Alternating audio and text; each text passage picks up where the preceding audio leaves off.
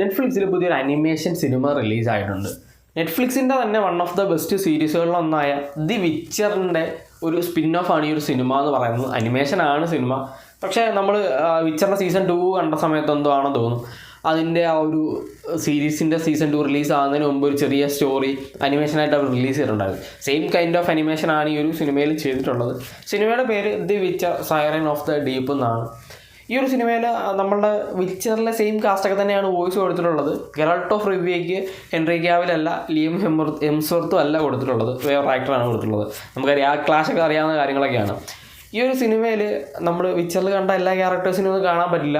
അതിനകത്ത് Geralt of റിവിയയും യാസ്കറിനെ മാത്രമേ കാണാൻ പറ്റുള്ളൂ. ബാക്കി ആരുമില്ല. നമ്മൾ ആ ഒരു സീരീസിൽ കണ്ട സ്റ്റോറിക്ക് ഇടയ്ക്ക് നടക്കുന്നൊരു സംഭവമാണ്.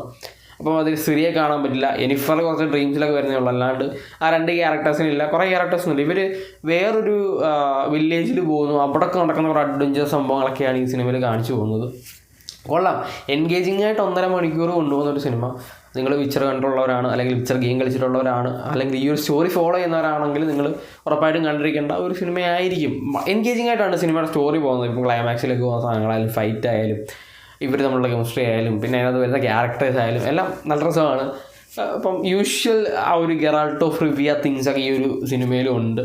ഇതിനകത്ത് കാണിക്കുന്നത് ആ ഒരു ലാൻഡ് വേൾഡും സീ വേൾഡും തമ്മിലുള്ള, അല്ലെങ്കിൽ അവിടുത്തെ 2 ഇവിടുത്തെ ലാൻഡിലെ രാജാവിന് ഈഗോ ക്ലാഷ് വരുന്നു. ഇവർ തമ്മിലുള്ള കോൺഫ്ലിക്റ്റ് വരുന്നു. ഈ രാജാവിൻ്റെ മോന് നമ്മുടെ കടലിലെ ഒരു മത്സ്യകന്യയുമായിട്ട്, അല്ലെങ്കിൽ അവിടുത്തെ രാജകുമാരിയായിട്ട് മുടിഞ്ഞ പ്രേമം. അപ്പം ഇത് പൊളിക്കാനായിട്ട് നോക്കുന്ന രാജാവ് അത് പറ്റില്ല എന്നൊക്കെ പറയുന്നു. പിന്നെ അവിടെ കുറേ സംഭവങ്ങൾ വരുന്നു. ഒരു മോൺസ്റ്റർ വരുന്നു, സീ മോൺസ്റ്റർ വരുന്നു. അവരാരെയൊക്കെയോ കൊല്ലുന്നു. അപ്പം അതൊക്കെ സോൾവ് ചെയ്യാനായിട്ട് ഗെറാൾട്ട് ഓഫ് റിവിയ വരുന്നു. പിന്നെ അവിടെ നടക്കുന്ന പ്രശ്നങ്ങളും പ്രശ്നപരിഹാരങ്ങളും ഒക്കെയാണ് സിനിമയിൽ കാണിച്ചു പോകുന്നത്. അത് വളരെ എൻഗേജിങ് ആയിട്ട് തന്നെ കാണിച്ചിട്ടുണ്ട്. നമ്മൾ ഇപ്പം ഒരു ഗെയിം കളിക്കുന്ന ഫീലിലൊക്കെ നമുക്ക് കാണാൻ പറ്റുന്നൊരു സിനിമ എന്നൊക്കെ നമ്മൾ പറയില്ലേ, അങ്ങനെ കാണാൻ പറ്റുന്നൊരു സിനിമയാണ് ഈ Witcher the siren of the deep എന്ന് പറയുന്നത്. ഇപ്പം നിങ്ങൾ വിച്ചറിൻ്റെ എല്ലാ സീരീസുകളും കണ്ടിട്ടുണ്ട്, അല്ലെങ്കിൽ വിച്ചറിൻ്റെ ഗെയിമുകളെല്ലാം കളിച്ചിട്ടുണ്ട്, വിച്ചറിനെ പറ്റി എല്ലാം അറിയാവുന്ന ഒരാളാണെന്നെങ്കിൽ നിങ്ങൾക്ക് ഉറപ്പായിട്ടും കാണാൻ വളരെ എൻജോയ് ചെയ്ത് കാണാൻ പറ്റുന്നൊരു സിനിമയായിരിക്കും.